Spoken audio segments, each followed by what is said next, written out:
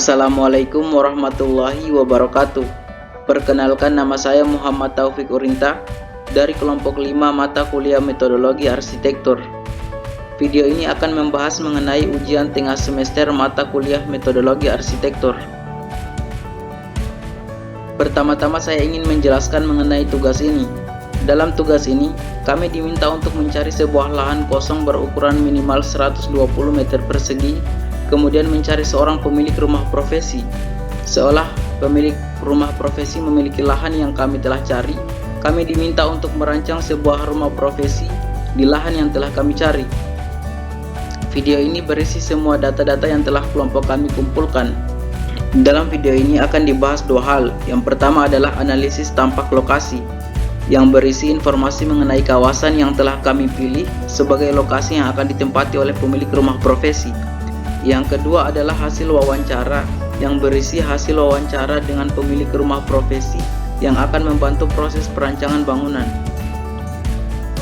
Pertama, analisis tampak lokasi. Lokasi lahan kosong yang kami gunakan berada di Komplek Hartako Indah, Kelurahan Parangtambung, Kecamatan Tamalate, Kota Makassar. Ukurannya adalah 120 meter persegi dengan panjang 12 meter dan lebar 10 meter. Berikut adalah foto lokasi dari Google Maps dengan arah utara tentunya berada di atas. Gambar matahari bagian kanan menunjukkan matahari ketika mulai terbit dan matahari di sebelah kiri menunjukkan lokasi matahari ketika telah terbenam. Tanda panah biru menunjukkan arah angin di lokasi perancangan, meskipun dominan arah angin tidak dapat diprediksi. Informasi ini penting dalam perancangan bangunan. Misalnya dengan mengetahui arah matahari, kita dapat menghindari bukaan di arah matahari sore yang cenderung panas. Seperti yang terlihat pada foto, keadaan lokasi yang direncanakan memiliki kontur tanah yang rata. Suasana lokasi sejuk sebab terdapat banyak pepohonan di sekeliling lokasi. Jalan yang ada di sekitar lokasi perancangan bernama Jalan BTN Hartako Indah dengan ukuran 4 meter dan memiliki 2 lajur kendaraan. Data utilitas. Dalam data utilitas terdapat informasi mengenai sumber listrik, sumber air, dan lain-lain. Pertama, sumber listrik. Sumber listrik yang digunakan di lokasi perancangan tentunya dari perusahaan listrik negara atau PLN yang sudah tersebar di seluruh kawasan perencanaan. Kemudian sumber air. Sumber air pada lokasi perancangan menggunakan PDAM. Data panca indera.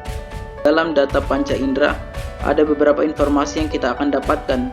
Yang pertama adalah view yang baik dan kurang baik, sumber bau di sekitar lahan, kemudian noise atau kebisingan. Pertama, sudut pandang orang terhadap lahan.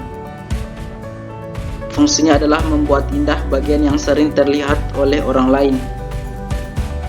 Tanda panah kuning menunjukkan arah pandangan orang terhadap lahan yang didominasi oleh lapangan tenis yang berada di timur lahan dan jalan menuju lokasi yang ada di selatan lokasi perancangan.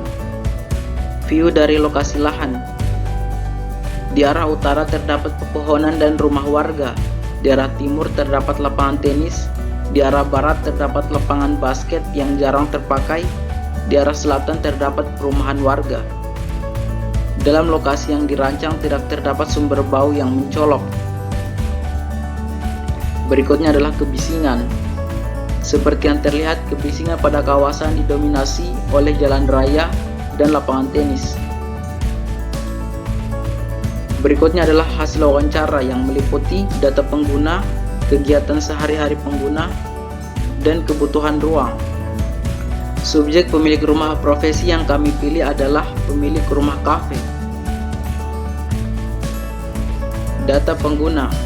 Penghuni rumah terdiri dari seorang ibu yang merupakan pemilik kafe, 5 orang anak perempuan, dan 3 orang anak laki-laki.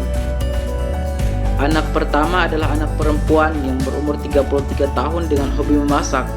Anak kedua adalah anak perempuan yang berumur 30 tahun dengan hobi memasak.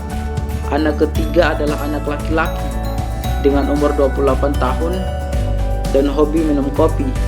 Anak keempat adalah anak perempuan yang berumur 26 tahun dengan hobi make up. Anak kelima adalah anak laki-laki yang berumur 21 tahun dengan hobi mendengarkan musik. Anak keenam adalah anak perempuan yang berumur 19 tahun yang memiliki hobi mendengarkan musik. Anak ketujuh adalah anak perempuan yang berumur 16 tahun dengan hobi jalan-jalan. Anak kedelapan adalah anak laki-laki yang berumur 9 tahun dengan hobi bermain game. Kegiatan pengguna, saya hanya akan memilih 4 orang untuk mewakili semua penghuni rumah. Pengguna, ibu yang memiliki pekerjaan pemilik kafe, berumur 56 tahun.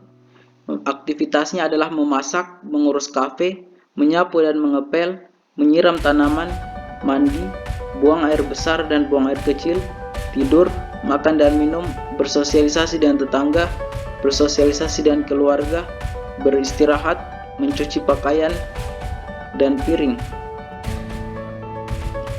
Berikutnya anak pertama yang berumur 33 tahun, memasak, beribadah, menyapu dan mengepel, menyiram tanaman, mandi, buang air besar dan buang air kecil, tidur, makan dan minum, menerima tamu, beristirahat, menonton TV.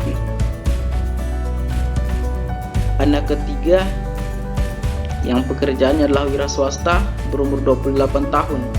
Aktivitasnya bekerja, mencuci kendaraan, mandi, buang air besar dan buang air kecil, makan dan minum, tidur, membaca koran atau buku, menonton TV, beristirahat, bersosialisasi dan keluarga, makan dan minum, tidur. Anak kelima yang berumur 21 tahun, aktivitasnya bekerja, mencuci kendaraan, mandi, makan dan minum, tidur, menonton TV, menyiram tanaman, bersosialisasi dan keluarga, buang air besar dan buang air kecil. Kebutuhan ruang, berdasarkan kegiatan pengguna, kami membuat kebutuhan ruang yang akan ada dalam rumah profesi yang dirancang.